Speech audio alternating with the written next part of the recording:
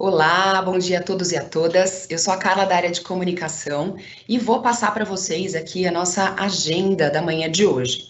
Então, a gente vai começar com algumas orientações gerais, depois a gente vem para a nossa abertura, vamos passar pelo cenário econômico e impactos no mercado financeiro com um convidado da F3 Capital, já vou contar para vocês quem é ele. Depois a gente passa para desempenho dos investimentos do primeiro trimestre deste ano, relatório anual de 2021. Vamos falar um pouquinho de imposto de renda e incentivo fiscal. Vamos contar para vocês também sobre o nosso retorno ao escritório. E aí seguimos para a dúvida e o fechamento do nosso evento de hoje. Então, quem vai estar com a gente hoje? Mauro Figueira, nosso diretor-presidente, Vinícius Narciso, diretor de investimentos e finanças, Cristiano Verardo, diretor de seguridade, comunicação e relacionamento, e o nosso convidado de hoje, que é o Adalto Martins, sócio-diretor da F3 Capital. As nossas orientações, vamos lá. Todas as perguntas vocês podem enviar por meio do chat aqui do Teams, esse símbolo que vocês estão vendo na tela, um ponto de interrogação, então escrevam. Eu vou recebendo essas perguntas, vou organizando, e aí conforme o evento for acontecendo, a gente já vai respondendo para vocês. Vamos responder o máximo de perguntas possível dentro desse tempo que a gente tem aqui de evento. Se vocês tiverem qualquer problema de conexão, não tem problema, é só sair, entrar de novo no link, a reunião vai estar acontecendo. Tem uma funcionalidade de acessibilidade, que tem esse símbolo também que vocês estão vendo aí, são 2 Cs. Quando vocês clicarem nessa tecla, tudo que a gente estiver falando vai sendo legendado para vocês, então quem quiser fique super à vontade. E, por fim, esse evento está sendo gravado e depois a gente vai disponibilizar a gravação no nosso site. Então, para começar, para fazer a abertura do nosso evento, eu chamo o Mauro Figueira, nosso diretor-presidente.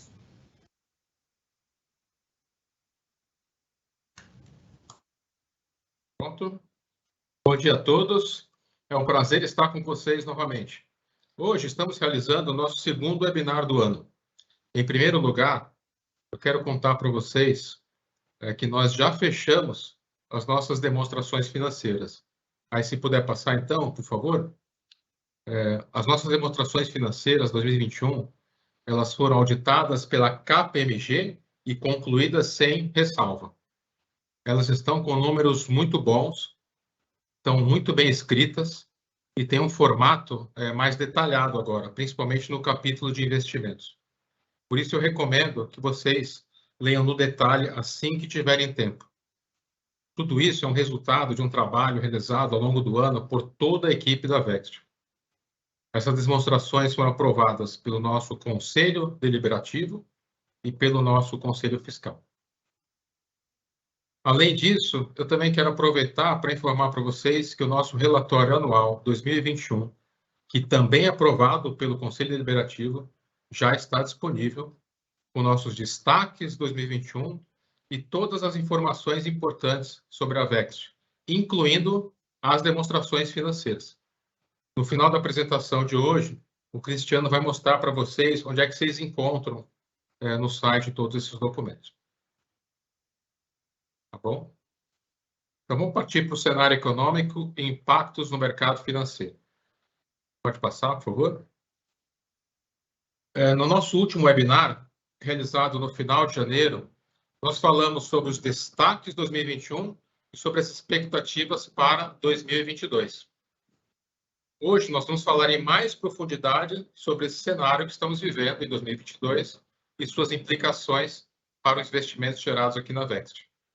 Para aqueles que não assistiram ou não se lembram da nossa conversa naquele webinar, nós havíamos listados 4 pontos principais de atenção para esse ano, que iremos monitorar continuamente.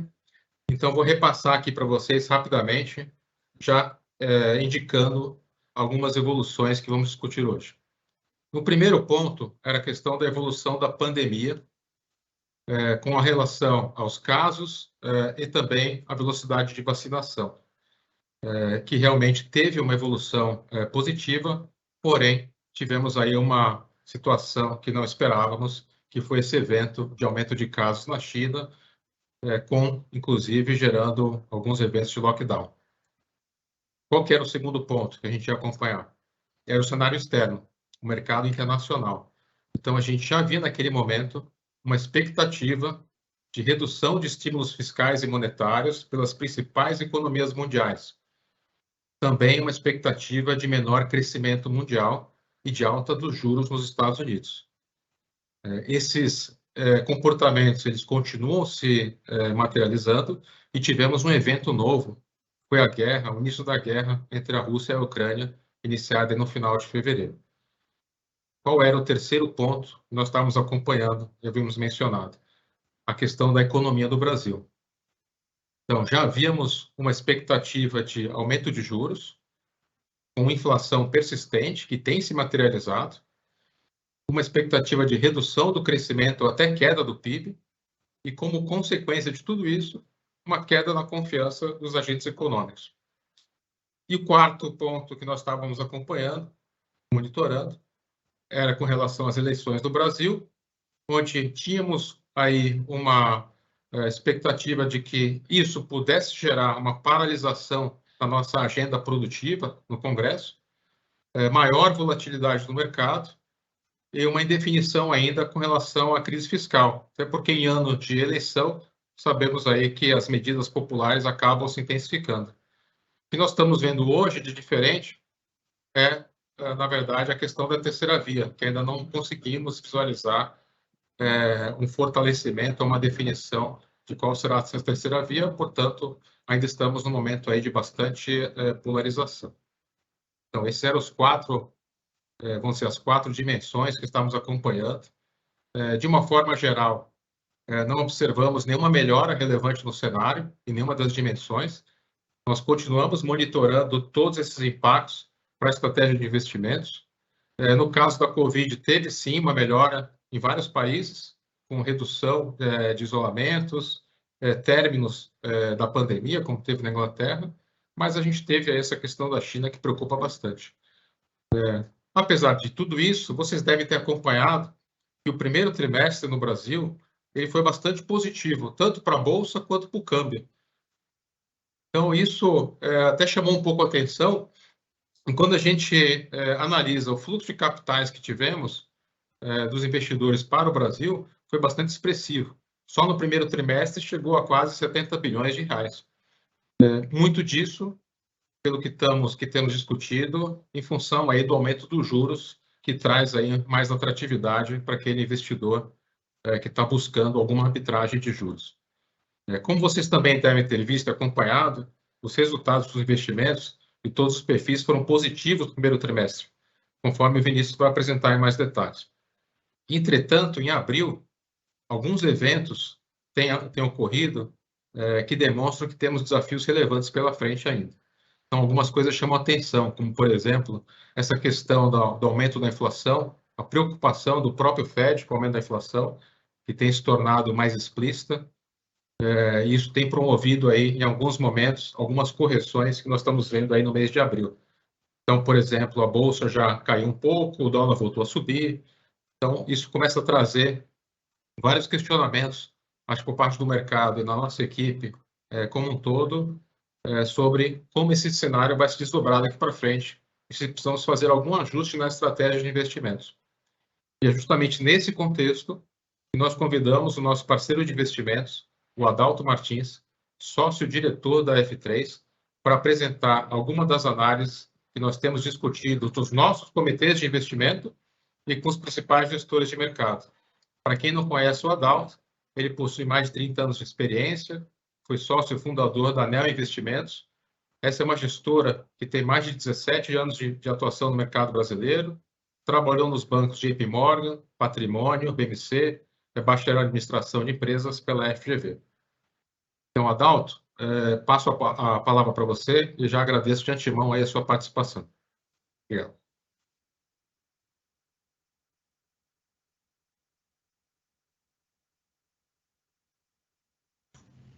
Adalto, você está com o som... Obrigada. Já consegui. Bom dia a todos, muito obrigado, Mauro, pelo convite, muito obrigado aí, honrado aí pela oportunidade de participar com vocês aqui nessa conversa. E exatamente por ser uma conversa, eu vou tentar trabalhar os principais assuntos, os assuntos que realmente são hoje os tópicos determinantes nas formações de preço que a gente vai encontrar aí no mercado. por ser uma conversa. Mauro, Vinícius, por favor, sintam-se totalmente à vontade para me interromper e contribuir aí com esse bate-papo, com essa conversa. Eu acho que o objetivo aqui, o Mauro até já fez essa introdução de uma forma muito boa, quer dizer, o cenário foi praticamente pintado aí pelo Mauro. Então, o que eu vou tentar aqui é fazer alguns raciocínios e colocar alguns pontos para a gente ter alguma reflexão, olhando, né, tentando mostrar um pouco mais a bola de cristal e entender para que lado esse nosso mercado pode ir. Basicamente, nessa agenda, nós vamos olhar primeiro o cenário global, que hoje ele é dominante em todas as economias do mundo, quer dizer, o mundo está realmente com algumas mudanças que eu chamo de seculares, e eu vou mostrar para vocês através de alguns gráficos. A gente está realmente aí em ponto de fazer algumas curvas de rumo em alguns dos principais ativos dos mercados do mundo, e isso tem uma importância dominante nas discussões de mercado. Depois, caímos, então, para o nosso mercado local, para o mercado acionário de Brasil, e aí, no final, algumas opiniões da nossa equipe com relação a comportamentos de curto e de médio prazo. Tá? Fatores determinantes global. Acho que o principal deles é a volta da inflação no mundo. A gente viveu, durante muitos anos, num cenário de importação de deflação nas principais economias do mundo, vindo com o processo de produção em economias emergentes ou mais eficientes, né? China é o grande caso, e isso possibilitou aos bancos centrais exercerem políticas extremamente expansionistas, políticas monetárias extremamente expansionistas. E nós estamos falando aí de 20 anos de políticas expansionistas, desde o processo da entrada, principalmente desde o processo da entrada da China na Organização Mundial do Comércio, onde ela passa a ser um parceiro confiável, né, comercial, e ela passa a ser, vamos dizer assim, uma exportadora de deflação para todo o resto do mundo. Junto com isso, quer dizer, você tem nos últimos anos, a economia americana já vinha se aquecendo, teve um susto a partir de 2020 com o evento da Covid, mas rapidamente, até porque se acelerou mais ainda o processo de expansão monetária nos Estados Unidos, você passa a ter um reaquecimento da economia americana. Hoje nós estamos na economia americana claramente em pleno emprego. Também vou aproveitar para mostrar um gráfico sobre isso, quer dizer, lembrando, né, na próxima semana nós temos a reunião do Comitê de Política Econômica no mercado americano, e nessa reunião a gente vai, espera-se aí mais uma alta de juros, já está precificada pelo mercado, mas olhando para como o Fed tem o seu mandato, o Fed ele olha dois assuntos no seu mandato. O primeiro deles é inflação, e o segundo deles é taxa de desemprego, ou seja, como é que está o nível de atividade. É uma proxy muito interessante do nível de atividade da economia americana. E nós vamos então olhar um pouco, exatamente como eu tenho insistido aqui no início da nossa conversa, esse turning point em mercados muito importantes como o mercado americano. E eu acho que o terceiro item que traz aí uma atenção, como o Mauro mesmo tinha antecipado, é a questão dos gargalos nos suprimentos, né? O evento da Covid em 2020 e com o estrangulamento o evento da Covid e o estrangulamento das cadeias de fornecimento, principalmente porque a China se fecha de uma forma muito radical desde o início da pandemia, trouxe um sinal de alerta para as economias ocidentais, principalmente Estados Unidos, Europa, sobre a grande dependência que se formou nos suprimentos vindo de economias como China. A guerra da Rússia com a Ucrânia, ela extrapola, ela aumenta, ela potencializa essa discussão quando você percebe na civilização europeia uma dependência muito grande da energia russa, né, do gás, e de alimentos vindo pela Ucrânia. E, então, você começa a ter o que eu chamo aqui do segundo item importante, que é um processo de reversão de todo aquele trabalho de globalização que foi sendo feito na economia mundial desde o início da década de 90. Desde o início da década de 90, você vem transferindo processos produtivos e de fornecimento de matéria-prima para as economias emergentes, de uma forma que você possibilitou, né, uma eficiência de preços e de uma forma espetacular na sociedade. Só que o que a gente está percebendo nos últimos anos, ou pela eleição de governos que são mais populistas e tentam voltar a incentivar a produção no mercado próprio, então você teve como evento claro o Trump nos Estados Unidos, você tem na França, quer dizer, agora recente, né, não podemos descartar, o Macron ganhou a eleição, mas a força com que um partido de centro, né, direita, um partido de direita como o partido da Le Pen teve, acende um ponto de atenção, né, com relação a uma discussão política que já vem sendo também discutida nas empresas, com relação à dependência estratégica de economias que não necessariamente têm a mesma cultura ou valores políticos como é o Ocidente. Se você lembrar, né, o Brasil faz parte do pacote do BRIC, né, Brasil, Rússia, Índia e China. Desses 4 países, o único que um americano ou um europeu consegue olhar para o alfabeto e entender a letra, o único que consegue estar no mesmo eixo político com relação a valores na sua sociedade, é o Brasil. A Rússia, a gente está percebendo aí, a duras penas, a violência com que ela tem se posicionado e externado sua política externa, não somente em cima da Ucrânia, mas com o resto do mundo. A Índia e a China. Então, guardem esse assunto, porque mais para frente eu vou voltar com ele, porque apesar disso ser um problema para um processo estratégico de discussão de cadeias de fornecimento no mundo, o Brasil pode se beneficiar. Tá? Então, esse é um ponto importante, geopolítico, a ser discutido por todas as economias nos próximos anos. A gente vai ver discussões de aumento de barreira tarifária, volta de produção em países. Essa volta de produção, ela não tem o mesmo nível de eficiência, talvez, que tenha numa China, mas estrategicamente faz toda a diferença. O susto que os Estados Unidos passou com a falta de componentes médicos e com chips para a indústria de toda a indústria de tecnologia, os Estados Unidos não vai passar de novo. E já está se discutindo grandes plantas de produção de chips nos Estados Unidos de volta, tá? E vai começar a redirecionar toda a cadeia de fornecimento, por exemplo, de insumos na parte de medicina. A China tinha um papel que o mundo percebeu que não dava para ser tão dependente do modelo do cadeia de produção chinesa. Então, o que vai acontecer, basicamente, e eu vou mostrar isso na próxima página, é que o aumento dos juros básicos no mundo vai aumentar. E o que significa quando você aumenta os juros? Significa que o custo de oportunidade do dinheiro ele vai aumentar.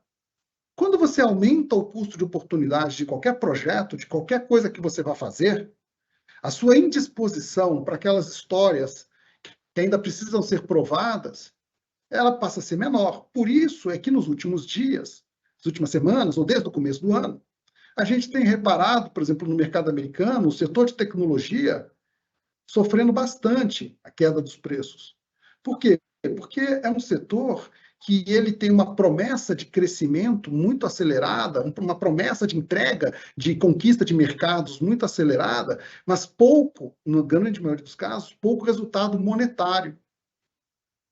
Quando você levanta a taxa de juros, aumenta o custo de oportunidade do dinheiro, o nível de disposição do investidor de bancar essa história sendo perpetuada reduz muito. E aí a gente vai começar a ver ajustes nos preços, que é muito importante. Então, de novo, a economia americana está aquecida, deve continuar aquecida. Não vejo um problema recessivo nos Estados Unidos, mas eu vejo uma rotação do dinheiro nos setores da economia. E isso é importante. A gente vai olhar mais investimentos em infraestrutura, a gente vai olhar mais investimentos em cadeias talvez tradicionais de produção que foram totalmente exportadas para fora dos Estados Unidos, para fora da Europa, e que devem voltar. Tem, assim, coisas que realmente, politicamente, são um nó. Vamos dar um exemplo aqui da questão da energia na Alemanha. A Alemanha fez uma opção. A Alemanha é um país que tem uma preocupação com o conceito de verde muito grande. Desligaram todas as usinas nucleares da Alemanha em prol de um acordo com a Rússia para o fornecimento do gás russo, que teoricamente é menos poluente. O que aconteceu é que você colocou uma dependência estratégica de energia da Alemanha para um país que não necessariamente é amigável. E isso vai gerar, dentro da Alemanha, discussões sobre preciso reativar essas usinas, preciso arranjar outras cadeias de fornecimento, energia térmica, ou seja, vai ter mais um pouco de inflação, porque você vai ter que mexer no acordo todo de eficiência que foi feito anteriormente. E isso é o que está dando o sinal, se vocês olharem esse gráfico que foi colocado agora, desde 1990, a inflação no mundo ela estava extremamente comportada, descendente, no caso dos Estados Unidos, que é o carro-chefe da economia nos últimos 30 anos, dominado por realmente uma inflação muito baixa. E olha o que aconteceu nos últimos meses. Uma inflação de 8,5%. Mesmo que você tire o que é o culpado, que está todo mundo falando, que é inflação, que é alimento, que é energia, você ainda tem uma inflação de 5,5%. Uma taxa de juros que era próxima de zero. Na Europa, a situação é pior ainda. Na Europa, você pegar o preço da inflação colocado com alimentos, explodiu. E lá não tem a mesma situação de economia pujante como tem a economia americana. Então, lá a situação ainda é pior, é mais desafiadora. Se a gente olhar para a próxima... Oi. Adalto, se me permite só fazer um comentário desse gráfico, eu acho bem interessante, chama atenção. Aqui no Brasil, 5,5% é muito baixo para a gente. Mas se você olhar os Estados Unidos, faz 30 anos que não tem uma inflação desse tamanho, né? Sim. E, Mauro, se você reparar o seguinte, nós somos uma economia, não é bem viciada, mas criada em contratos que você tem gatilhos de inflação.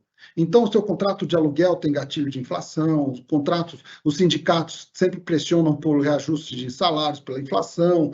A gente é uma sociedade ainda muito... com uma lembrança muito forte do nosso período inflacionário. Então, aqui no Brasil, a gente rapidamente começa a acionar os gatilhos contratuais e começa a reajustar as coisas. Na economia americana, isso não existe. Então, a pancada que tem de destruição de valor, de empobrecimento com uma inflação desse tamanho, é severa. É uma coisa que, nos Estados Unidos, vai mover politicamente o voto.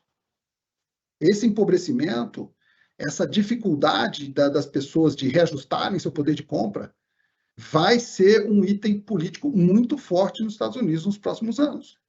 Tá? Se a gente olhar agora a próxima página, nós vamos falar sobre desemprego nos Estados Unidos. Então, você vê que já era antes do Covid, que é esse spike aí no final, você já tinha um processo de a economia americana indo para pleno emprego. 3,6% de taxa de desemprego, gente, é pleno emprego. Nos Estados Unidos hoje só não trabalha quem não quer. É um negócio assim impressionante. Você fala com as empresas lá, as pessoas têm dificuldade hoje de contratar. E rapidamente, né, toda a atuação da eficiência da economia americana, então, quando teve o Covid, os desligamentos da força de trabalho e a recontratação, já colocaram novamente os Estados Unidos no pleno emprego. Então, lembrando, lá no início, quando eu falei sobre qual é o grande mandato do FED, que é um mandato diferente dos outros países, que o FED tem um mandato duplo, que era inflação e taxa de desemprego, o FED está batendo no limite nos dois. Ele tem que agir. Aí, o que aconteceu no começo desse mês? o Jerome Powell, o presidente do Fed, que vinha falando que não, essa inflação é temporária, essa inflação vai passar, essa inflação é só um pico, e ele começou a perceber o erro na sua narrativa. Nas últimas semanas, nesse final de semana, ele volta e fala, não, nós vamos ter que ser mais enérgicos nas próximas reuniões do Fed, nós vamos começar a subir mais alto. E aí o mercado começa, ao longo dessas últimas 2 semanas, a ajustar os preços. Não vejo ainda um processo de crise, um processo de desarranjo dos mercados, mas eu vejo um processo extremamente legítimo de ajuste de preços, porque o Fed estava, como todo mundo tem dito aí na imprensa, atrás da curva. O Fed estava atrasado. Então, neste primeiro momento, nós vamos ver o mercado ajustando. E por que o mercado esperou isso tudo? Por que o mercado não ajustou antes? O cara... Tem um negócio importante, que aí eu vou pedir a próxima página para a gente poder falar, que é o seguinte. Se vocês olharem aqui, esse é o grande mercado de juros do mundo, né? É o mercado que determina preços para o resto do mundo. É o mercado do título de 10 anos americano, é o mercado que assim, tirando o mercado de câmbio, que esse é o mercado dos mercados, quando você fala no mercado de juros, esse é o principal indicador sobre o custo de oportunidade do dinheiro no mundo, a taxa de juros de 10 anos. Olha que desde final, praticamente, desde o início da década de 90, essa taxa vem caindo. A partir de 2000, tá, essa taxa, aí já sob a liderança do Alan Greenspan, passando a crise da bolha da internet do ano 2000, você entra numa sucessão de mandatos do Fed, todos alinhados em abaixar os juros e fazer estímulos monetários. E se você lembrar, nas 2 últimas páginas, a inflação não veio porque a gente teve o benefício da abertura da globalização e da importação de deflação de economias com melhor capacidade de produção. Então, você gerou um efeito de renda, um efeito de poder de compra muito grande na população americana. Por quê? Porque a população americana é uma população que se alavanca. Então, o cara pegava dinheiro para financiar a casa dele a 0,5% ao ano, 30 anos. A 2% ao ano, 30 anos. Então, com esse nível de alavancagem que as pessoas podiam ter, você enriquece essa população. Você traz muito poder de consumo. Nos mercados de capitais, você viu uma geração inteira que só viu essa taxa de juros para baixo. Então, nas mesas, você tem diversos operadores que só viram o mercado ir para uma direção. E o que significa só ir para uma direção? É que os acordos, os contratos, o ímpeto, a tendência do mercado sempre foi capital que pudesse para poder aplicar. Então, essa virada, esse cavalo de pau que eu estou falando que a gente pode estar presente, ele vai acontecer e vai ser doloroso. Mas o que é doloroso? Doloroso é você vai ter que ter uma desalavancagem para comportar os contratos no novo nível de juros que vai determinar o nível suficiente para tentar reduzir essa inflação. É um cenário extremamente visível para as mesas de operação. É um cenário que não tem uma novidade como tinha a novidade do Covid. É um cenário que o mercado vai se ajustar em preços, mas o custo de oportunidade vai ser mais alto, mas o mercado, com a sua eficiência, vai se ajustar. É isso que eu quero deixar o recado aqui. Nós não estamos na beira de um precipício, mas nós estamos num mundo mais desafiador com relação a viabilizar projetos. Não é qualquer coisa hoje em dia que consegue fazer IPO na Bolsa. Isso é o ponto importante. Tá? Então, se a gente puder, agora para a próxima página. Adalto. Oi. Só aproveitar Então, volta um pouquinho, por favor. Dos juros. A gente recebeu uma pergunta aqui de um participante BPD, não identificado, e ele falou o seguinte: normalmente, quando os juros dos Estados Unidos sobem, a Bolsa brasileira sofre. Por que não observamos esse comportamento no início desse ano? Mais focado em Bolsa. Eu acho que é o seguinte, ainda a magnitude com que o juro americano está subindo, E a atuação, então, por favor, pode vir para a primeira página de Brasil? Pode descer aí mais umas 2 páginas? Porque é exatamente o começo da frase aqui, tá? Não, de Brasil, do cenário Brasil. Então, desce mais um pouquinho, a primeira página de Brasil, mais um pouco, e aqui, tá? O que aconteceu? O nosso Banco Central, que estava errando ano passado, porque a gente já estava numa inflação de 5%, 6%, a gente ainda estava com uma taxa de juros baixa, começou a agir antes dos outros mercados. Então, a gente começou a colocar muito prêmio na nossa curva de juros. Então, a nossa curva de juros ela está em 11%, 11,5%, vai para 12%, ou até mais. Então, o que aconteceu? Todo esse fluxo de dinheiro ele veio para o que pressionar o câmbio, porque o cara olha lá para fora, ele tem uma taxa de juros negativa, ele olha para o Brasil, ele tem uma taxa de juros de 11%. Então, as mesas dos grandes bancos, dos hedge funds, começam a olhar e falar, poxa, tem muito prêmio no Brasil. É isso que eu estou falando, o mercado é eficiente. O mercado toma um susto, para, que nem está acontecendo nessa última semana, o mercado está ajustando, mas o cara na mesa está lá o dia inteiro olhando e falando o seguinte, onde é que tem prêmio? Onde é que tem prêmio? Eu preciso comprar. Então, o Brasil tem prêmio. O que aconteceu na Bolsa Brasileira? Que ela andou bem, que teve uma rotação importante. Os setores de consumo, então, os setores das empresas de varejo, esses caíram, despencaram, sofreram muito. Por quê? Porque o juro no Brasil subiu, o custo para o cara financiar uma geladeira, uma televisão, fica mais alto. Só que, do outro lado, as commodities brasileiras voaram. Vale está tendo um ano espetacular. Petrobras está tendo um ano espetacular. Então, esses papéis ligados a commodities, e o Brasil é um país exportador de commodities, foram muito fortes. E é eles que trouxeram esse capital. Então, a Bolsa Brasileira sobe muito forte. Na média, ou no ponderação, você captura essa percepção pelo índice Bovespa, que é uma composição de todos esses papéis, tem varejo, tem commodities, tem setor financeiro, tem tudo lá dentro. O índice Bovespa foi muito bom no ano. Então, a resposta é, mesmo subindo os juros nos Estados Unidos, a gente pode sofrer aqui? A gente pode sofrer no curto prazo. Mas o Brasil é um país que tem muito prêmio. E aí, de novo, o pessoal senta para fazer conta e vai olhar que a gente aqui está pagando muitos juros, as empresas estão baratas, vai ter sim, eu acho, tá? E aí começa o nosso achismo, da nossa bola de cristal, mas competitivamente o Brasil ficou para trás nos últimos anos. E agora a gente começa a voltar a entrar no radar. Tem uma citação que eu comentei outro dia no nosso comitê, há umas 2 semanas atrás, no editorial do Wall Street Journal,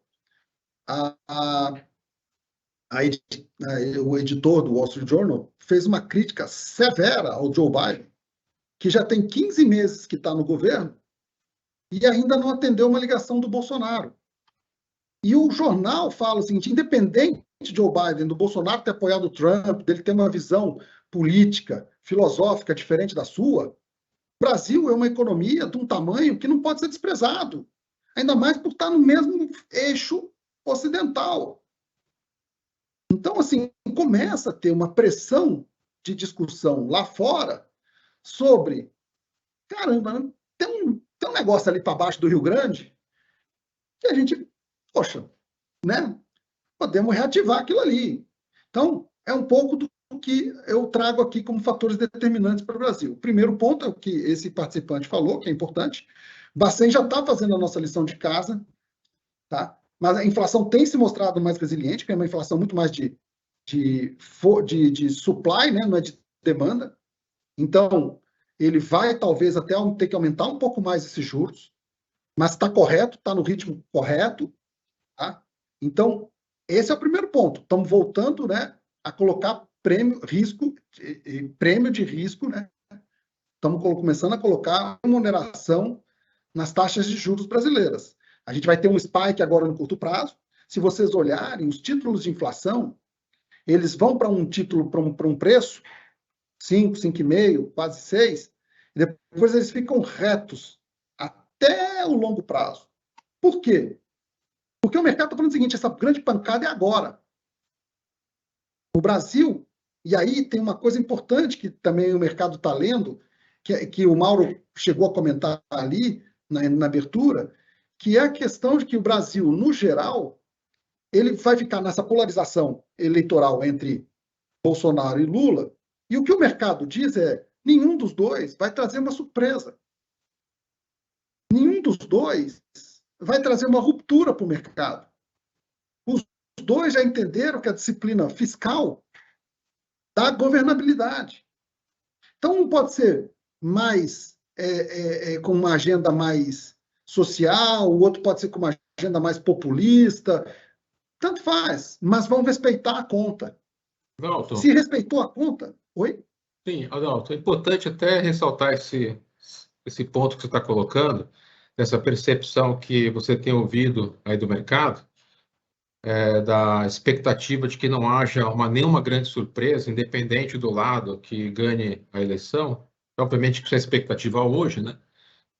Porque acho que é natural o nosso participante, todos nós, ficarmos mais ansiosos em ano de eleição, principalmente com aumento de inflação, polarização, guerra e por aí vai. Então, a gente ouve os nossos participantes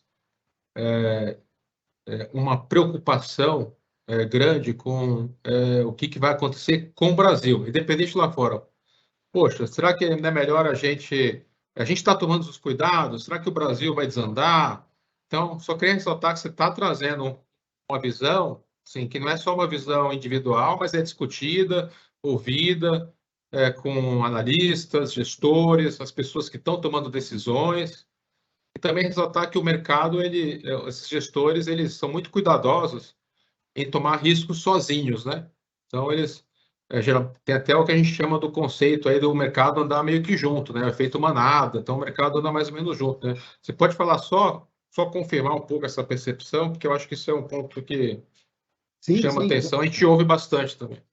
Não, e a gente viveu esse momento, né? Quer dizer, quando o Lula foi no seu primeiro governo, ele faz aquela carta ao povo brasileiro e ele demonstra um compromisso com a disciplina fiscal.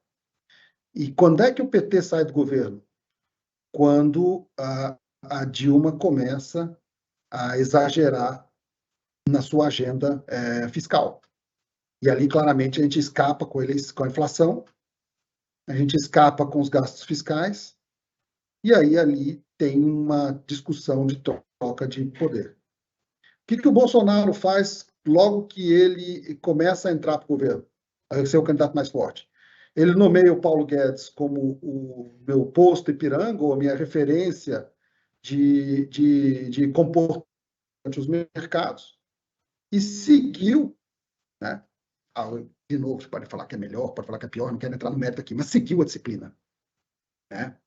E a gente está no país que a gente vem evoluindo nessa nossa democracia jovem, que hoje nós estamos discutindo o teto. Então, discutir o teto é uma coisa relevante que aconteceu no Brasil. Tá? O teto mudou a capacidade creditícia desse país. E aí, com uma sociedade democrática, plural, eu não vejo nenhum problema de se discutir o conceito do teto. Mas você já está discutindo se o teto está aqui, se o teto está ali, se o teto está um pouco mais para cá. Mas você está discutindo disciplina fiscal num ambiente democrático. Então, o que o mercado hoje olha é o seguinte: o Lula sabe que ele precisa disso para governar, o Bolsonaro sabe que ele precisa disso para governar. E qualquer candidato que, por acaso, possa nos surpreender de centro, esse, então, com certeza.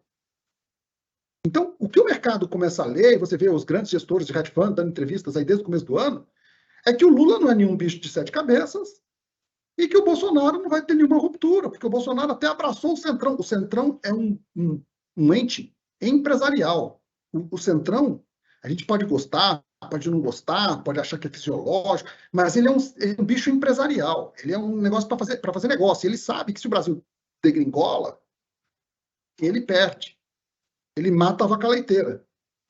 Então, assim, o que está aparecendo muito claro para o mercado é que a gente pode ter um Brasil melhor, pode ter um Brasil pior, mas você não vai ter quebra de contrato. E isso é importante, porque isso faz o quê? Faz com que a curva longa brasileira não impine e a gente realmente concentre todo esse risco que a gente está falando, que a gente vai passar por essa transição do Brasil se ajustar perante o custo de oportunidade do mundo inteiro que está subindo, mas no curto, médio prazo. Isso é muito importante, porque a gente não está aqui mais num país como foi na virada do governo Fernando Henrique para o Lula, querendo saber se você vai ter sequestro, ou no início do Collor, para fazer eu estava comentando outro dia com o Mauro, né, antes do Collor entrar e no final do governo Sarney, eu operava mesa, eu operava swap de pré de 30 dias. A taxa pré de 30 dias no Brasil, a gente negociava, né, 10.240 ao ano, que dava uns 40% ao mês. E aí veio o Collor e faz uma quebra de contrato violenta, que foi o congelamento. E dali em diante, a gente veio tentando sucessivamente fazer heterodoxia para tentar corrigir, até que vem o Plano Real e estabiliza. Há um custo muito caro para a sociedade brasileira. Vocês têm que entender que a entrada do Plano Real foi muito caro, um acerto de um passado e um juros muito alto. Com a colocação do teto fiscal, você tira essa necessidade de um juro real muito alto no Brasil, porque você fala o seguinte, esse governo tem capacidade de pagar. Isso é muito importante, isso muda o jogo. Então, quais são as surpresas positivas que a gente pode ver para o Brasil, como está aqui colocado? Do lado fiscal, toda essa inflação do ano passado, o governo ele reajusta a sua arrecadação junto com a inflação. Só que as suas despesas não foram corrigidas desta forma. Até que está aí hoje diversas classes de funcionalismo público pleiteando aumento de salário. Mas isso gerou um superávit. Então, o governo brasileiro, que se você lembrar, em março, abril do ano passado, está todo mundo discutindo teto, que vai romper o teto, e que está muito complicado, e que a economia não anda, e que vai ser um problema, a inflação deu um gás para a arrecadação do governo brasileiro que gerou um superávit, que vai ser usado pelo Bolsonaro, na medida do possível, tá?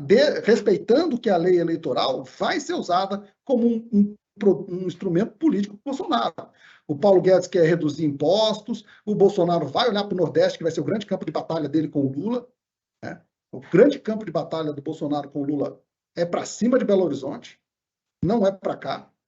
Entendeu? Por quê? Porque é lá que vai fazer a diferença do voto. Então, o Bolsonaro vai fazer muita bondade no Nordeste, vai gastar esse dinheiro lá, e aí a gente está percebendo já, né, até os dois começarem a aproximar mais aí nas pesquisas. Tá? Esse ponto da arrecadação que você comentou, esse ponto da arrecadação que você comentou é realmente relevante, né? Quando a gente olha os relatórios, a gente vê que foi quase ano contra ano, 21 contra 20, foi quase 30% de superação da arrecadação nominal. Né? Sim, e a despesa do governo aumentou isso tudo. Então, deu folga. O Paulo Guedes quer, na cabeça mais acadêmica dele lá, ele quer reduzir impostos. O Bolsonaro, como um bom político, né, como todo político, vai tentar usar isso como uma alavanca para a sua reeleição. E balança comercial. Né? O Brasil é um exportador de commodities. A gente vai ter uma balança comercial espetacular, porque as commodities subiram muito. Então, assim, mesmo toda essa história do petróleo, o Brasil, a gente subiu muito o preço da nossa gasolina, não porque a gente importa demais, porque por equivalência de preços internacionais, porque a gente produz já muito petróleo no Brasil. Então, assim, toda a nossa balança comercial vai ser boa. Nós vamos ter juros. Isso vai fazer o quê? Vai fazer com que o gringo olhe e fale, não tem risco cambial, tem prêmio, vamos para o Brasil fazer o tal do famoso carry trade, que eles chamam, né? Que é aplicar no curto prazo no Brasil, aplicar no médio prazo, comprar bastante juros no Brasil, porque é um país que vai oferecer prêmio nesse período de transição do ajuste dos preços das taxas de juros no mundo inteiro. Se você puder ir para a próxima página, que estou roubando muito tempo aqui, eu estava me empolgando, o Cristiano já está bravo comigo, né? Mas é um pouco do que o pessoal está contando aqui. Olha o desempenho das bolsas em dólar. 23%. Isso aqui é até sexta-feira. Bovespa andou 23% em dólar, gente. Chama a atenção de qualquer mesa de operações no mundo. Logo depois vem o Chile, aí para baixo, ele já perto de 0 em dólar, você tem México e Argentina, e o mercado americano quase 10% de queda. Gente, o S&P, durante 10, 15 anos, só subiu. É um negócio relevante. As coisas estão mudando. Chama atenção. Então, temos sim uma dor de barriga agora no curto prazo, nessas últimas semanas. A gente acha que isso, sim, vai ajustar preços. Só que se eu olho para uma janela um pouco maior, o Brasil está atrativo. Vamos para a próxima página. Aí, retornos de alguns indicadores. O IHFA. O IHFA é um consolidado grande de todos os fundos de multimercado no Brasil. No ano, esse consolidadão dos fundos multimercado está em 7,5%. Por quê? Porque essas mesas de operação dos multimercados que são provenientes, né, boa parte delas das tesourarias dos bancos, das assets, né, são as assets independentes, esse pessoal foi ligeiro para entender esse fluxo todo do gringo, esse aumento dos juros, e pegou muito bem. Olha o Bovespa, 6% em reais até sexta-feira. CDI no ano, 3%. O prédio um ano, 2 e pouco. A inflação, os títulos do governo ligados à inflação, o IMA-B 5+, né, os títulos longos da curva de juros, inflação, só 1,7. Você fala, poxa, mas só 1,7 com essa inflação toda? É que tudo que a inflação colocou no título do governo, a abertura dos juros levou de volta. Então, o título que começou o ano pagando, sei lá, 4%, foi parar em 5,80%. Só o ajuste desses juros, né, no preço do título fez com que a inflação, os títulos do governo ligados à inflação não tiveram um rendimento ainda bom. Agora, daqui para frente, vão ser interessantes. Né? Vão ser interessantes. Os títulos do governo brasileiro, de novo, chamando a atenção do gringo. Está falando que um título hoje do Brasil, para 2040, 45, paga 5,80 acima da inflação. É muita taxa. É muita taxa. Vai ficar nesse nível? A gente acredita que não. Passada a eleição, passada essa turbulência, eu acho que isso daí volta para um patamar mais baixo, tá? Porque sai desse período de transição de acomodação de prêmios entre o mundo inteiro. E o real, que é a moeda que está com melhor performance no mundo, 15% de apreciação frente ao dólar. Todo mundo errou a previsão, né? Porque todos os bancos, no começo do ano, falavam que o dólar ia fechar 5,30, 5 e tanto. Foi bater 4,60, deu uma dor de barriga agora nos últimos dias, mas, de novo, eu volto a insistir, com o prêmio de juros que a gente tem no Brasil, essa dor de barriga pode continuar alguns dias, até, principalmente por causa da reunião do FONC semana que vem, mas o Brasil tem prêmio. O gringo lá na mesa em Nova York faz a conta e carrega a turbina para cá. Para a próxima página, só para a gente concluir. Então, curto prazo. O que a gente pode esperar interessante? Tá? Vai ter muita incerteza. É guerra na Rússia, é China com Covid, é Estados Unidos subindo juros, é campanha eleitoral no Brasil, com um falando mal do outro, escândalo, vai aparecer aí, nego achando a prima da tia de não sei quem, que fez não sei o que lá, é dedo no olho. Vai ser um ambiente incerto. Como passar por esse ambiente? Só tem uma fórmula, dado que ninguém tem bola de cristal. Diversificação. Por quê? Porque na hora que eu diversifico, como tem prêmio, e eu tenho insistido que a gente tem prêmio, você não sabe aonde você vai ganhar dinheiro. Mas se você está bem diversificado, você deixou o seu portfólio pronto para capturar o prêmio. Se você simplesmente vai e corre para curto prazo, para CDI, para aplicação em dólar, e fica só numa caixinha, você vai ver toda essa sacudida de acomodação de preço e não vai participar. Esse é o ponto. E não vai aproveitar. Então, Adalto, a gente acha que... Adalto, é importante só enfatizar que essa diversificação que você comenta, ela é estudada, tem análise quantitativa, análise de fundamento, análise estatística, ela é testada, ela é acompanhada de uma diversificação tanto nas classes dos ativos, bolsa, juros, quanto também dos gestores que trabalham em cada uma dessas classes, né? Então, é uma diversificação em duas dimensões que é importante comentar.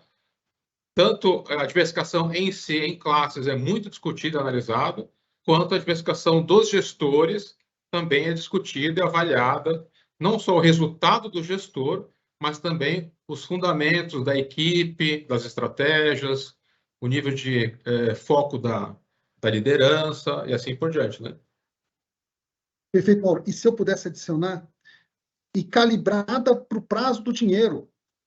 Então, nos nossos perfis, o 2025 tem um nível de risco, que é para o dinheiro que é para 2025. Para o 2040, pega um participante do 2045, esse cara ainda tem 2/3 da vida laboral desse cara acumulando. Então, a gente brinca, mas falando sério, que essa bolsa barata é espetacular para ele, porque ele ainda vai botar dinheiro, ele ainda vai botar muito mais dinheiro do que está na conta dele.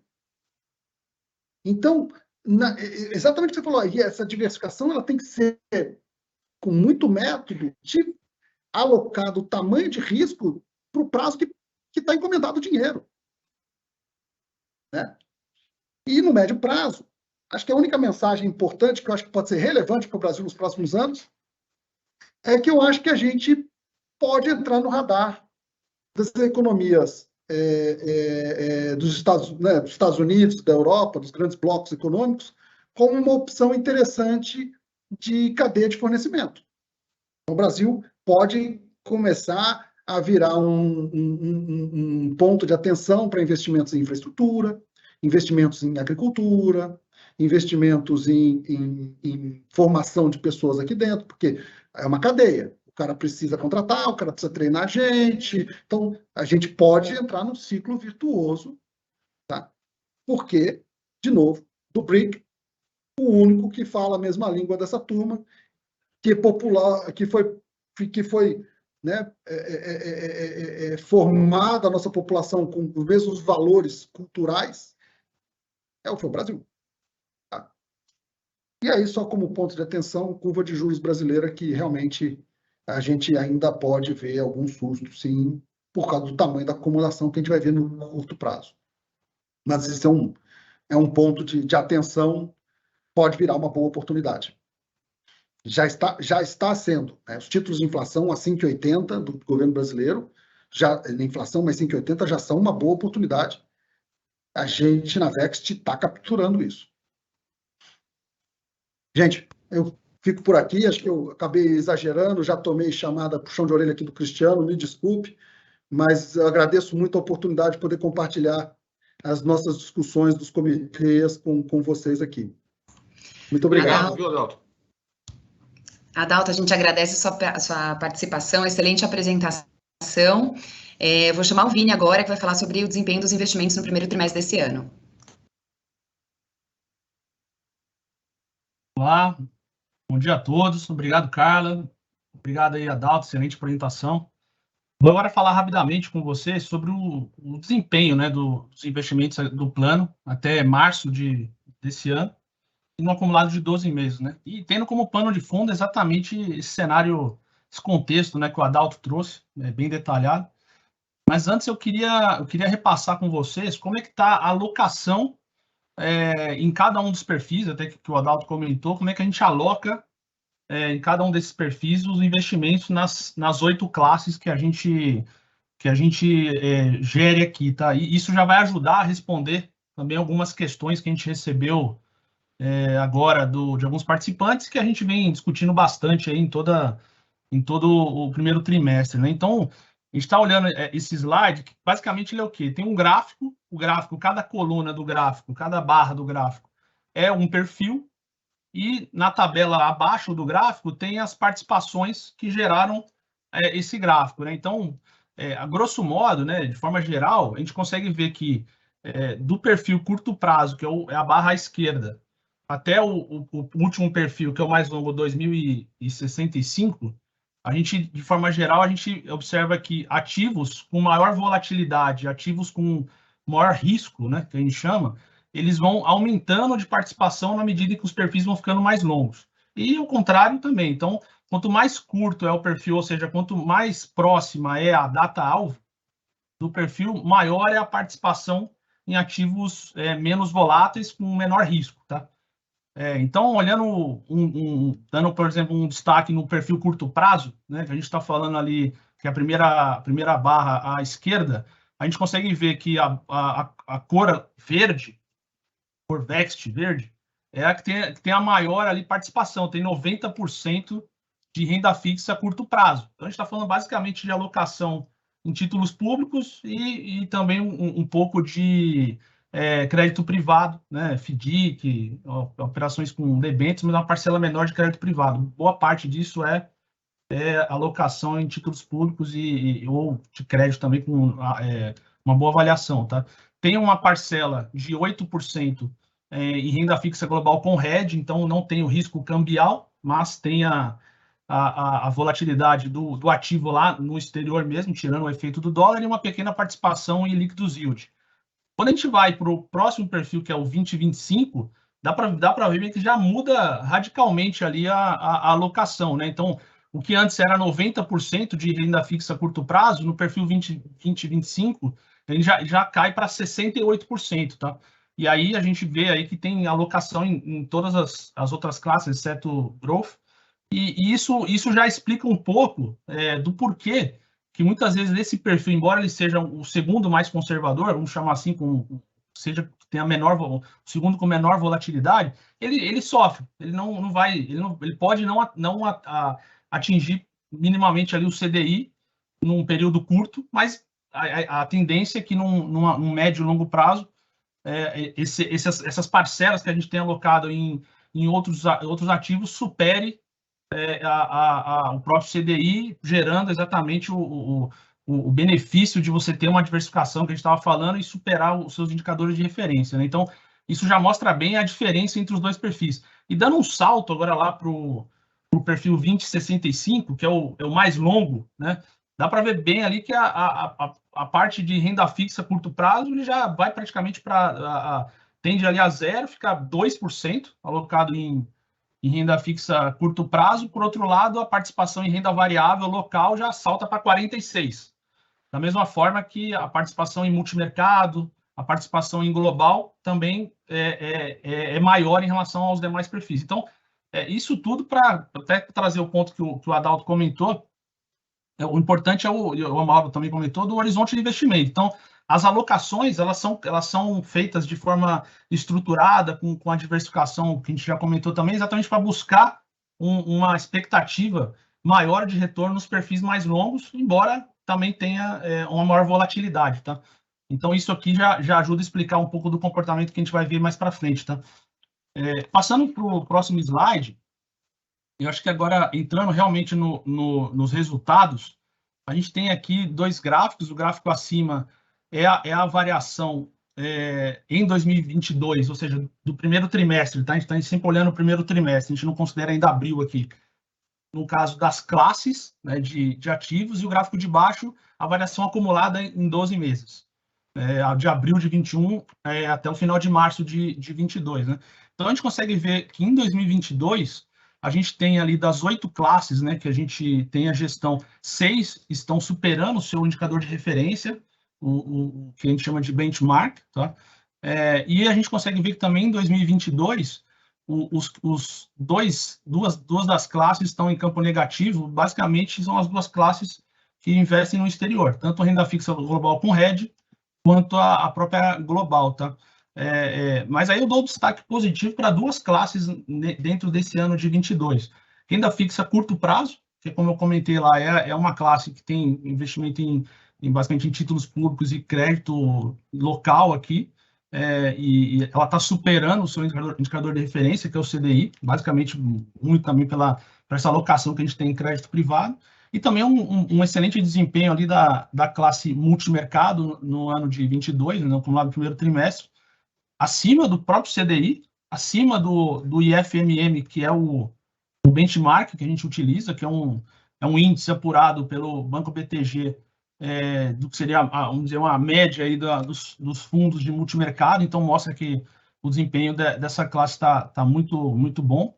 E, por outro lado, como também o Adalto já comentou, a Bolsa aqui local, o Ibovespa, no caso, está subindo 14,5%, mas a nossa classe, ou seja, a classe que a gente gere aqui e investe em renda variável local, ela está performando abaixo do índice, né? E basicamente, o que explica essa performance no curto prazo da classe, né, que a gente investe em renda variável local aqui, está abaixo. Basicamente, a gente aplica os recursos em gestores, em fundos. Esses fundos buscam sempre superar o Ibovespa através de uma gestão ativa. Então, eles simplesmente eles não vão lá e compram as mesmas ações, os mesmos setores, na mesma participação que tem no Ibovespa. Eles buscam, através de uma análise fundamentalista e outros tipos de análise, superar o índice. Então, eles fazem essa análise e escolhem e investem em setores e empresas que são que participam da Bolsa, mas têm participação diferente. Então, ou seja, buscam alocar mais em um determinado setor e menos no outro, né? Isso geraria esse ganho adicional em relação ao índice. Mas pela janela, como a gente está falando de uma janela curta, esses setores e essas empresas, no caso, escolhidas, vamos chamar assim, pelos gestores, esse período não teve sucesso. Então, como o próprio Adalto comentou, quem teve os setores que tiveram bons desempenhos nesse ano aqui são setores ligados muitas vezes a commodity, e os gestores eles não têm uma grande alocação nesse setor. Então, os setores escolhidos não performaram tão bem. Mas, assim, essa é uma situação realmente pontual. É esperado que pode ter essas janelas onde a gestão ativa não gera resultado, mas, historicamente, a gestão ativa traz benefício e isso agrega muito à carteira, tá? Eu acho que a gente pode passar agora para o próximo slide. O Vini, deixa eu fazer um comentário, aproveitar aqui, até para fazer um link com o que o Adalto comentou. Acho que o primeiro ponto aqui, só para ressaltar, é que no primeiro trimestre, o mercado local desempenhou melhor que o mercado lá fora. Então, a gente tem aí resultados negativos na área do exterior. Mas é importante a gente perceber, por isso que é importante a questão da diversificação, né? Também geográfica, né? Infelizmente, a parte do exterior ainda, a gente gostaria até que fosse maior a participação do exterior, mas por questões de legislação, ela ainda é reduzida. Mas por isso que é importante a gente ter essa diversificação em várias classes. E a história no primeiro trimestre foi essa, estamos acompanhando. A gente tem percebido, até pelo que o Adalto explicou, que o mês de abril é um mês onde está ocorrendo um ajuste. Então, o mês de abril ele vai ser diferente do que a história que foi no primeiro trimestre, estamos esperando, mas não é um mês de rupturas, é um mês de ajustes e a gente vai continuar seguindo aí, talvez em novos patamares de preços daqui para frente, né? Então, é só esse comentário aí, porque eu acho importante lembrar do que o Adalto comentou lá no começo aqui. Perfeito. Exatamente, a gente tem muito participante, né, e que nos procura aqui e fala, pô, faz sentido a gente ter posição na carteira que apresenta performance negativa, no caso aí no exterior, no curto prazo, né? A gente fala exatamente, esse é o ponto, assim, curto prazo, a gente, por conta exatamente dessa diversificação, faz com que performances negativas, né, que a gente tenha no curto prazo de determinados ativos, eles sejam neutralizados, ainda que parcialmente ou até integralmente, por alocações que estão indo bem. Então, quando a gente recorta uma janela a curto prazo, a gente pode ter esses comportamentos aí que podem não fazer muito sentido, mas quando a gente olha no médio e longo prazo, a tendência é que essa diversificação, e historicamente, né, isso também é resultado, e ele traz muito benefício, e a gente vai até olhar um slide um pouco mais para frente aí e mostrar na prática que isso realmente ocorre, tá? Então, indo para o próximo slide, que é exatamente esse aí, que é da performance agora, a gente estava vendo até agora as classes, né, de ativos, e aí a composição, como eu mostrei naquele primeiro slide, a composição das classes é o que gera ali o resultado dos perfis, né? Então, gráfico acima, a rentabilidade líquida dos perfis, já descontado a taxa de custeio administrativo, então já é o resultado percebido pelo participante. a gente consegue ver ali que os perfis mais longos estão indo melhor do que os perfis mais curtos, né? E boa parte disso é explicado pela performance positiva da renda variável, e aí, no caso, a gente coloca o Ibovespa para ter uma referência, e a performance dos perfis no longo prazo, elas não estão tão bem como o próprio Ibovespa ou a renda variável, porque teve, por outro lado, as performances negativas da alocação no exterior, como a gente comentou, tá? Então, ou seja, é importante observar isso, que essa é uma janela curta, 3 meses, que gera essa distorção, de certa forma, de uma classe não tá ajudando muito o desempenho, tá? Mas, como a gente sempre falou, aqui a questão da alocação mesmo é importante, a diversificação, né?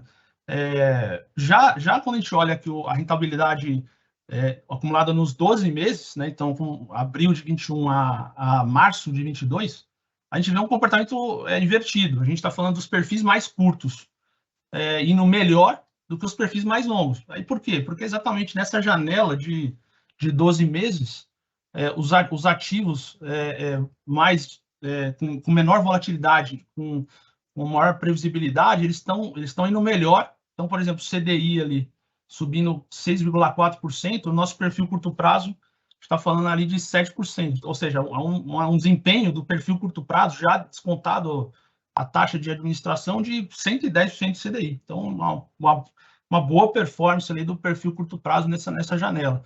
E aí, com o impacto do dólar, da investimento no exterior e já a Bolsa nessa janela já não indo tão bem, dá para ver que os perfis mais longos estão sofrendo, tá? Então, esse aqui é um pouco da dinâmica aí que a gente teve nesses 2 períodos aí, tanto de primeiro trimestre quanto no acumulado de 12 meses, tá?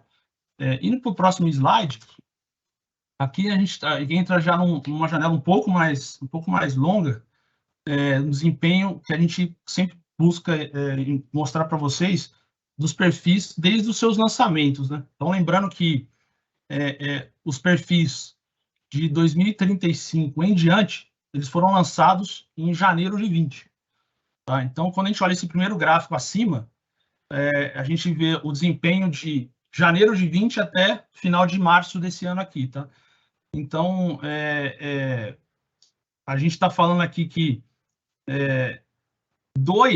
a gente pega o perfil, por exemplo, o curto prazo, nessa janela que tem um pouco mais de 2 anos, ela está batendo ali o CDI e está bem acima ali, por exemplo, do Ibovespa e até do IMAB, que é o índice apurado pela Ambima, que capta a rentabilidade média dos títulos públicos atrelados à inflação, tá? Então, a gente vê ali que os perfis mais curtos, da mesma forma que aquele gráfico anterior, eles estão indo melhor, muito em função da cesta de ativos que são investidos, né? E quando a gente vai para o gráfico abaixo, aqui é uma janela um pouco maior. A gente está falando aqui desde maio de 2014, que foi quando os perfis até o perfil 2030 eles foram lançados.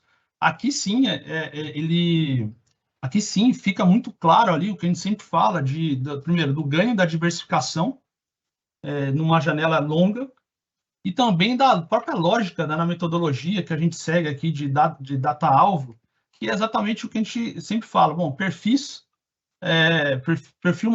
curto prazo, ele é mais seguro, com menor volatilidade, mas tem uma menor rentabilidade, um menor retorno. Dá para observar bem ali o perfil curto prazo, ele supera o IPCA bem no período e está em linha ali com o CDI, tá?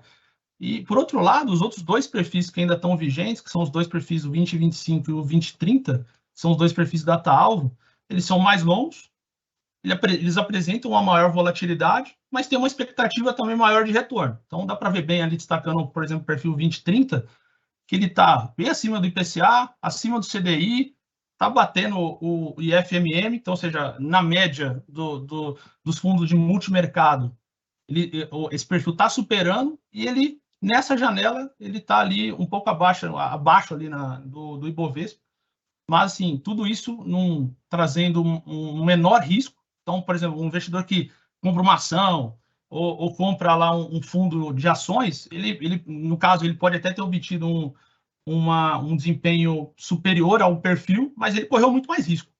Correu o risco de ter uma performance muito pior, tá? Então, a diversificação e uma carteira no caso aqui dos perfis, exatamente reduz esse risco e de você, por exemplo, o participante escolher um setor, uma empresa que pode dar um resultado ou não, né? Então, esse é um pouco aí da dinâmica, tá? Então, basicamente, esses foram os resultados do primeiro trimestre, e olhando também a janela que a gente sempre coloca. E aí, dando um salto já para uma pergunta que a gente recebeu do Fernando, participante assistido, por que, apesar do meu plano 2025, porque apesar do meu plano ser 2025 e, portanto, estar focado em renda fixa, não estamos sendo remunerados nos percentuais de renda fixa disponível no mercado, com exceção do mês de março.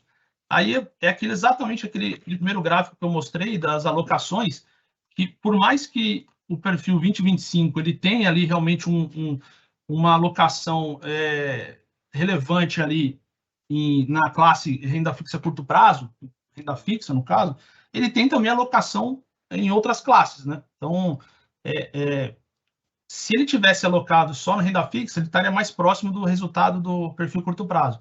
Como ele está nesse perfil 2025, outras classes, renda variável, global, fez com que a performance nessa janela, olhando, por exemplo, 2022 ou 12 meses, essa janela ficasse muitas vezes abaixo do desempenho do CDI, exatamente pela influência das demais classes. Mas isso, como a gente fala, é uma janela curta, é uma situação pontual, lembrando que a gente aloca os recursos nas classes olhando o horizonte de investimento. Então, o perfil 2025 é aquele participante que pretende utilizar os recursos lá em 2025, seja ele da forma que for, pós-carreira ou de alguma outra forma.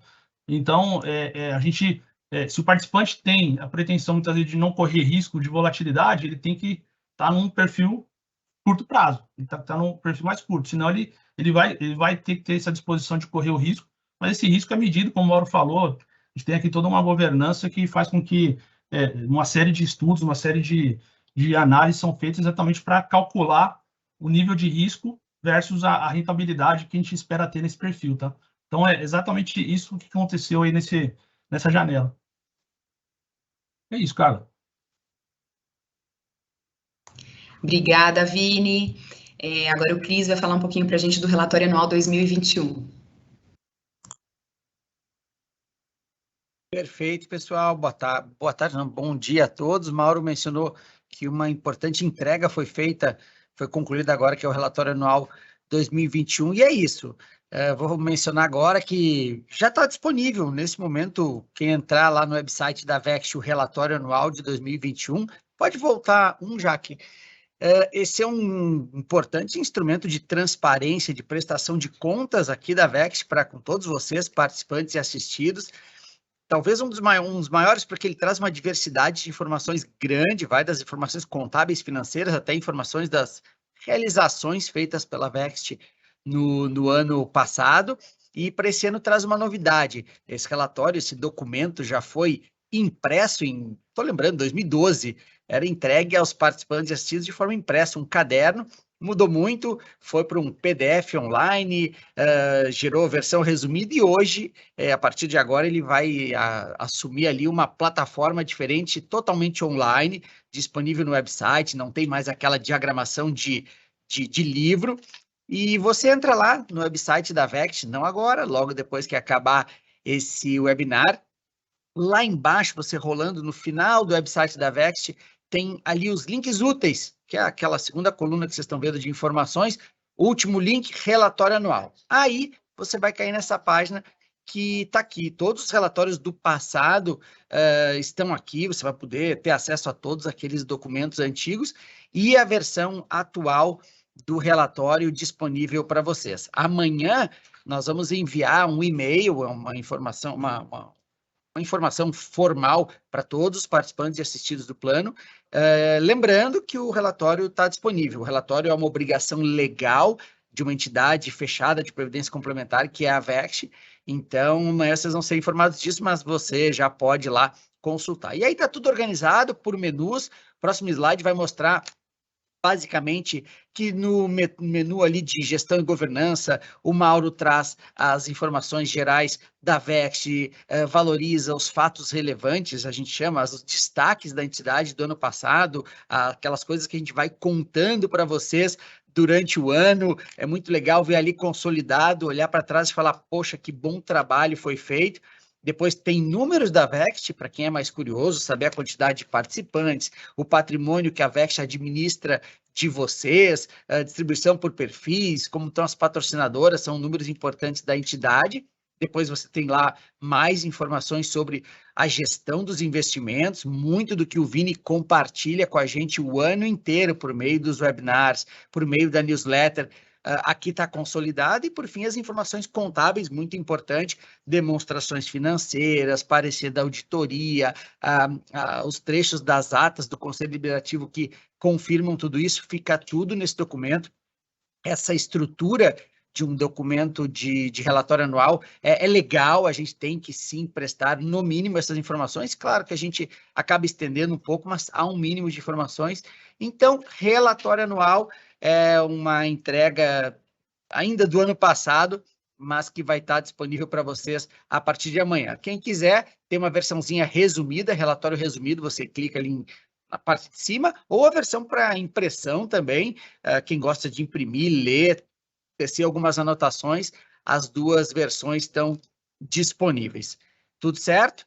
Já que vou continuar, vou pegar aqui o gancho e vou lembrar, para quem não sabe, muitas pessoas hoje estariam meio desesperadas, assim, porque o imposto de renda, a nossa declaração de ajuste anual, devia ser entregue daqui a 2 dias, assim, mas não, esse ano foi prorrogada, quem não lembra, quem não sabe, para sorte de alguns, para o dia 31 de maio, essa é uma obrigação que os contribuintes têm que fazer perante a Receita Federal do Brasil. E aí, se você entrar hoje no website da VEXT, a gente fala, ó, fique atento para não perder informações importantes sobre a sua declaração de ajuste anual. Os participantes e assistidos do Plano VEXT, aquelas pessoas que têm empréstimo consciente, têm informações para declarar para a Receita. E aí, você vai lá de novo no website da VEXT, no vext.com.br, já no banner inicial, clique aqui para você ver dicas de como declarar. Dicas em que sentido? Cada um de nós, como participante da VEXT, a gente tem uma situação diferente.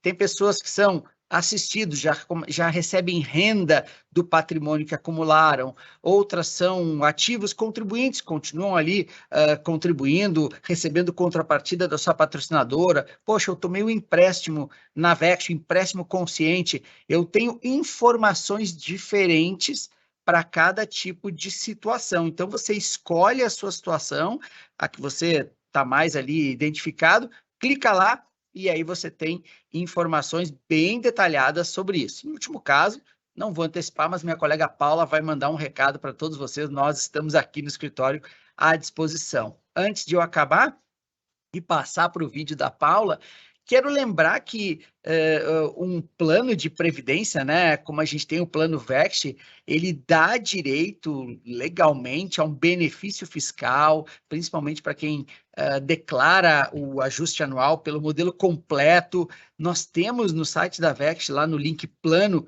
descendo um pouco, um simulador muito legal chamado Simulador de Incentivo Fiscal. Tem o hyperlink aí embaixo, mas você acessa pelo site. Entra lá e vê se você está está usufruindo do máximo de benefício fiscal que você pode por meio do Plano VEXT. A gente tem ali até o 12% da nossa renda bruta anual de possibilidade de redução para a aplicação do imposto de renda. Claro, tem outras rendas que podem ser colocadas nisso, mas vai lá, super dica, entra lá no simulador de renda futura, simulador de incentivo fiscal, entra também no simulador de renda futura, que é muito bom, que eu lembro muito mais desse, para você ver se está usufruindo ao máximo desse benefício, desse outro benefício, que não é só do Plano VEXT, é legal para quem é participante de um plano de previdência.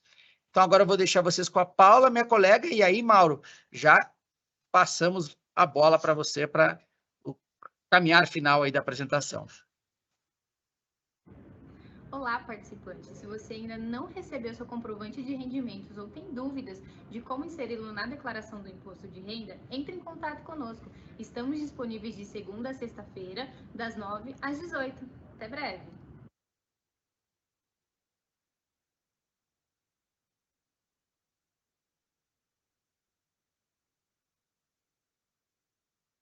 Então, vamos seguindo?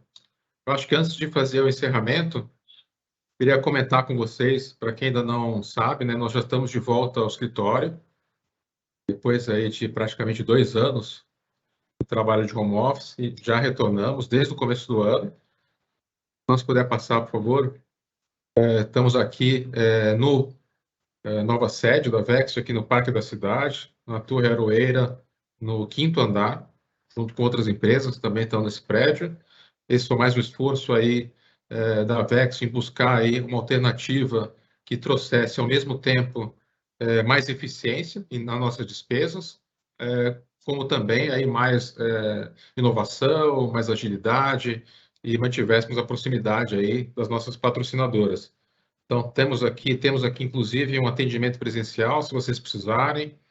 Temos uma salinha, a equipe do Cristiano, da Regiane, o pessoal está à disposição para recebê-los. E aí, como nós estamos aí nesse processo, inclusive nessa nova dinâmica, que é o trabalho híbrido, é importante marcar, agendar, para que a gente possa se organizar e atender bem vocês lá. Ou se vocês quiserem passar também, passar de surpresa para dar um alô, conhecer a nova sede, fique à vontade, estaremos por lá, né?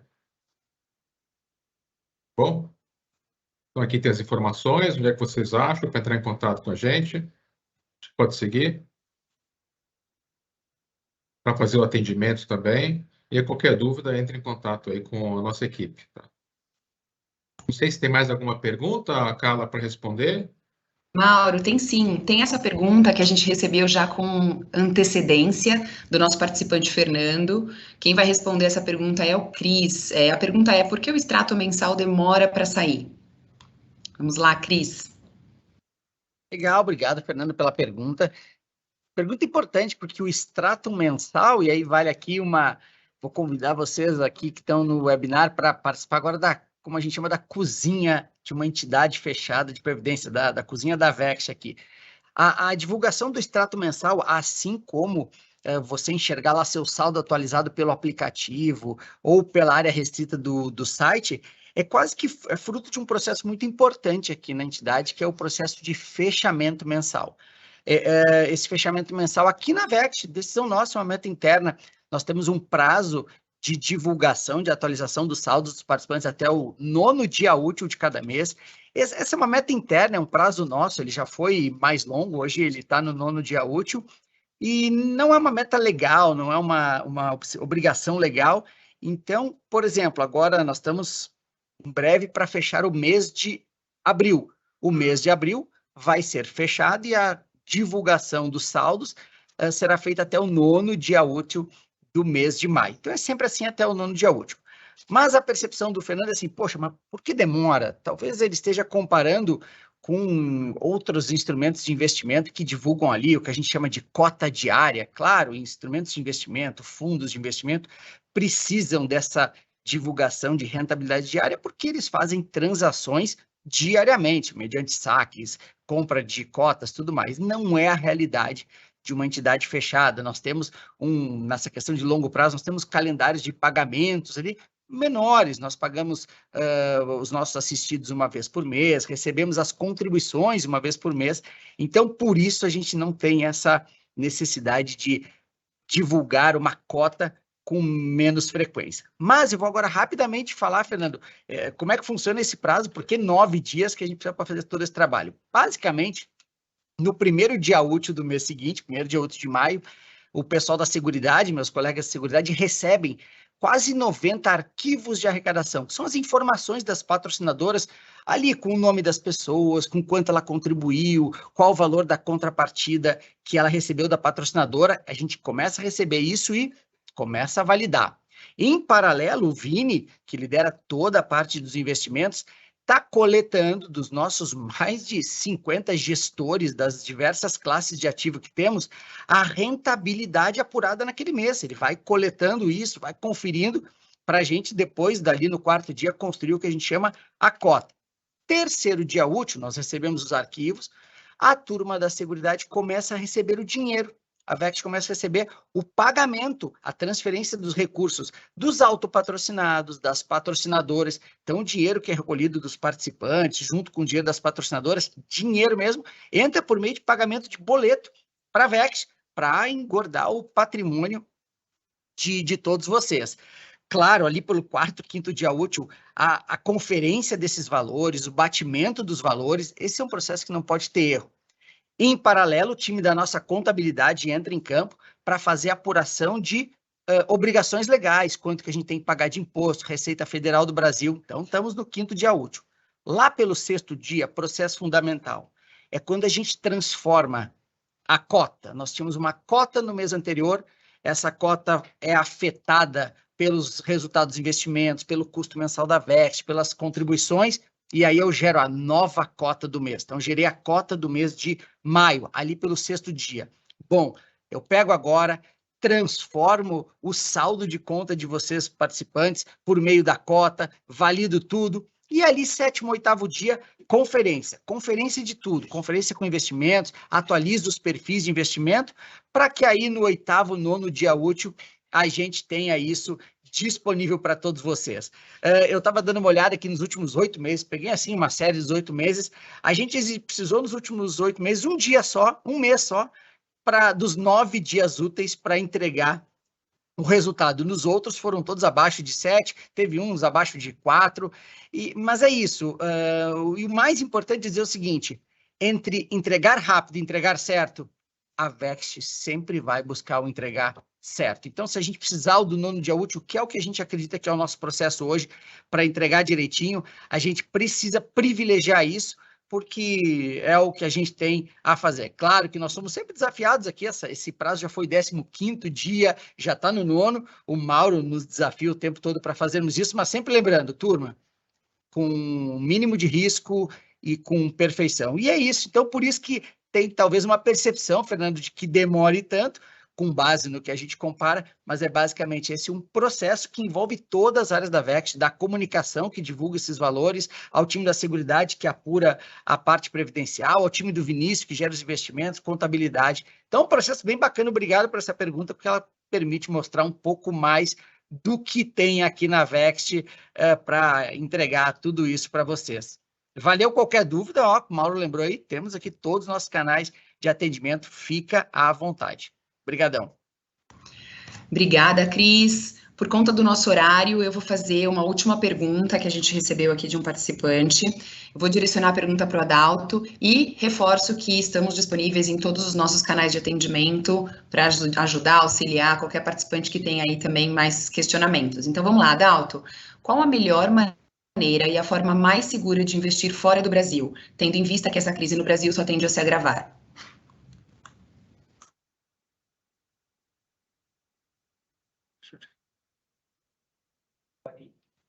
Bem, não, é importante, eu acho que a preocupação, sem entrar no mérito, o Brasil vai ser melhor, vai ser pior, eu acho que o mundo é muito maior que o Brasil, então você deveria ter sim uma exposição da sua poupança em moeda forte, né, em moedas mais fortes. Então, é louvável, a gente faz isso para os portfólios da VEX.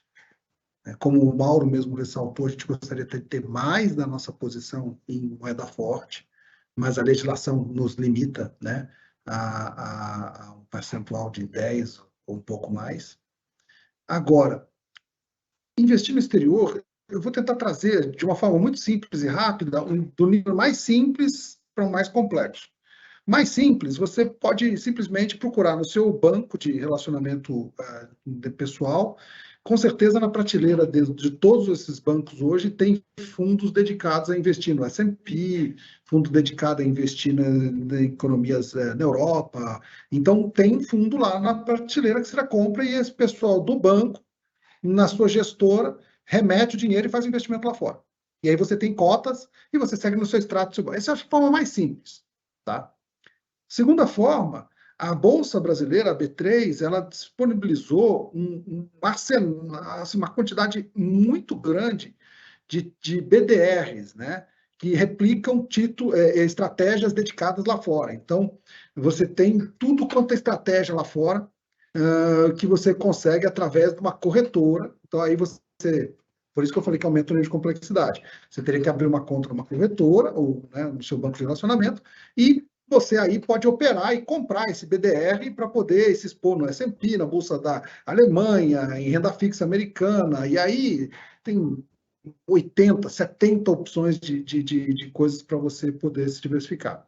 E o terceiro nível, que é o mais complexo, e que algumas corretoras já estão começando a oferecer, que é você simplesmente mandar fazer um câmbio, abrir uma conta numa corretora lá fora e fazer o investimento. Isso era um assunto muito complicado no passado, hoje tem até algumas fintechs que estão começando a simplificar esse processo para te ajudar no acesso. O pessoal eu vou tentar preparar uma listinha, deixar com a equipe do Cristiano, quem quiser uma referência, a gente pode depois passar para eles ajudarem vocês aí com alguns nomes desse tipo, tá? Mas, assim, a gente na Vext recomenda fortemente o investimento em moeda forte e, na medida do possível, a gente aloca as carteiras respeitando o limite de risco e tudo mais, mas a gente acha que essa é uma diversificação importante. Muito obrigada, Adalto. Aproveito para agradecer todo mundo a presença hoje. Passo para o Mauro, então, para a gente fazer o encerramento do nosso evento. Obrigado, Adalto, pela sua participação, pela sua explanação. Obrigado, Vinícius, pela apresentação também dos resultados, toda a equipe, Cristiano, Carla. Acho que a gente conseguiu atender aí os objetivos que a gente queria, que era atualizar os participantes sobre nossa perspectiva com relação ao cenário de 2022, apresentar nossos resultados e também trazer algumas novidades bem interessantes aí a conclusão das demonstrações financeiras, nosso novo escritório, relatório anual. Então, agradeço a participação de todos vocês, aos nossos participantes assistidos que nos acompanharam. Muito obrigado aí pelo tempo de vocês. Espero que tenhamos atendido as expectativas. Ficamos aí disponíveis em todos os nossos canais e fiquem atentos que em breve teremos aí uma nova newsletter com mais informações para vocês. E até breve, então. Ficamos aí para o nosso próximo webinar junto com vocês aí. Muito obrigado. Boa tarde a todos.